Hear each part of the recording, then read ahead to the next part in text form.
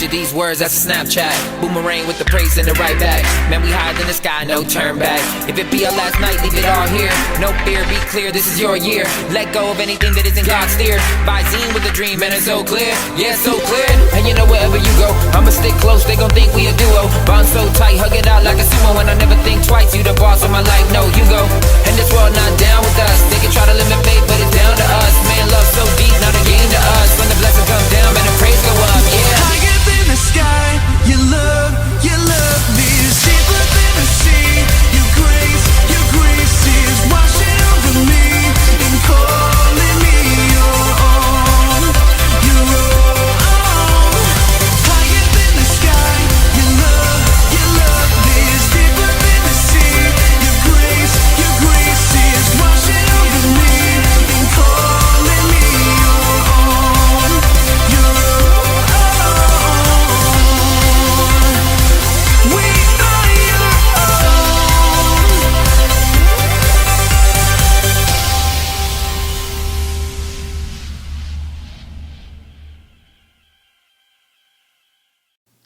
Hi friends, welcome back to Celebration Church. Can't wait till we get together again. I'm sure it's going to be someday soon, so welcome back. We're still in our series, our Moses series, and this would be week 3. This lesson is Moses learns to follow God's voice. Now remember, as we walk in our journey just as Moses, we have to learn how to hear God's voice. We have to learn what it is that God wants for us in our life. What can we do for him? And we know that Moses had a lot of things that he had to do for the Lord, and he did them. He worked hard and he did them. So Moses now needs to learn how to follow God's voice. And if you remember last week's lesson, God used normal people. He was using normal people to do extraordinary things. The burning bush was a sign to Moses that he was to go and talk to Pharaoh. And God was there to strengthen him and remind him that he will always be with him and help him to do anything he's asked him to do. So like Moses, God has a plan for your life. We just have to listen to his voice and trust his will. Finding and following God's voice has great rewards, and it can bring you great peace. So remember that as you figure out what it is that the Lord will ask of you.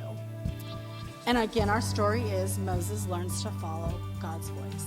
Now, before I start our story, I just have to catch you guys up. When Moses was living in Egypt as Pharaoh's son, he had experienced some trouble. He saw a soldier who was beating an Israelite slave, which was very upsetting to him. In trying to protect the slave, he ended up killing the soldier, which caused him to have to flee to escape Egypt. He did find family in the desert. He found a tribe, Jethro being the leader of that tribe, and he ends up marrying Jethro's daughter. So he becomes a shepherd. He's happy, he's healthy, he's living a nice life. But then again, remember, Moses had a calling on his life that was greater than his own happiness. So here's our story. Moses had to explain to his father-in-law Jethro why he suddenly wanted to leave. Please let me go back to my people in Egypt to see if they're still alive, said Moses. This was a reason Jethro could understand. Go in peace, he said. Moses prepared the journey, but he was very anxious. Would there still be trouble in Egypt for him because he had killed the man? God reassured him, all the men who wanted to kill you are dead, so that the problem was solved. But there still remained the enormous task of leading the Israelites out of Egypt. Still anxious, Moses set out, taking his wife and sons with him. God knew how Moses was feeling and sent Aaron, his brother, to meet him in the wilderness. The two brothers greeted each other warmly, hugging and kissing, for it had been years since they had last seen one another. Then Moses told Aaron of the task which God had given him to do and the miraculous signs which Moses was to perform as proof that God was with them. Now that Aaron was with him, Moses felt better. Together they went to the Israelites and called an assembly of the leaders. Aaron gave God's message, and Moses showed them the signs. The Israelites believed, and when they heard that God still cared for them, they worshiped him. God has not forgotten us, they cried. We shall soon be free. But first Pharaoh had to agree to set his slaves free. That will be the hard task. Moses and Aaron stood in front of Pharaoh. Aaron said, "The God of Israel says, 'Let my people go so that they can have a feast in the wilderness and make sacrifices to me there.'" Moses and Aaron nervously waited for Pharaoh's answer. Pharaoh replied angrily, "Who is this God of Israel? I do not know him. Why should I do as he says? I will not let Israel go. You're keeping them from their work, and they're already outnumbering the Egyptians. Now, you want them to stop working for me?"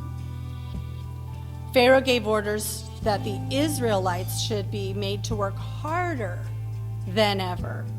"Do not give them straw to make the bricks, as you have been doing," he commanded to the taskmasters. "Let them find their own straw, but they must still make just as many bricks as before. Keep them busy. Then they'll neither have the time nor the energy to listen to these stories of the feast and the sacrifices." The taskmasters obeyed Pharaoh. Now the Israelites had to search for straw, which took time. The slaves weren't simply able to make the number of bricks required, no matter how hard they toiled in the hot sun. And as a result, the taskmasters beat them cruelly. The leaders of the Israelites went to Pharaoh. "Why do you treat us so harshly?" they cried. "Because you're getting lazy," Pharaoh answered. "All this talk of sacrificing to your God, it's just an excuse. Get busy to brick making." The Israelite leaders could see that there was no mercy to be had from Pharaoh. And as they left the palace, they met Moses and Aaron, who had been waiting anxiously outside.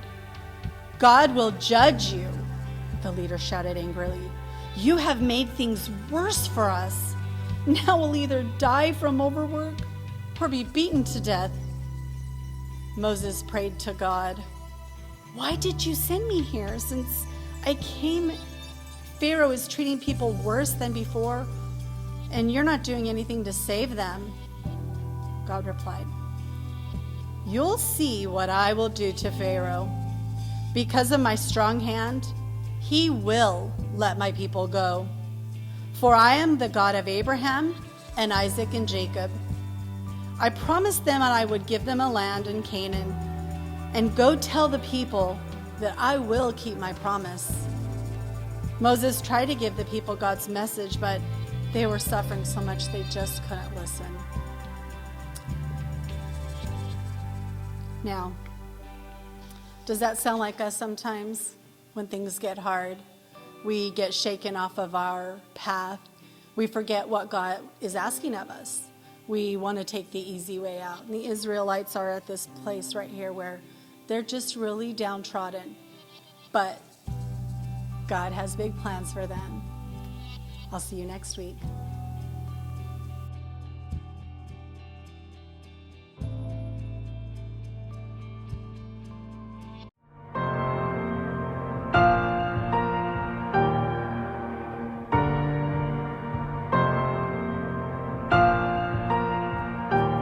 I'm no longer a slave to fear. I am a child of God.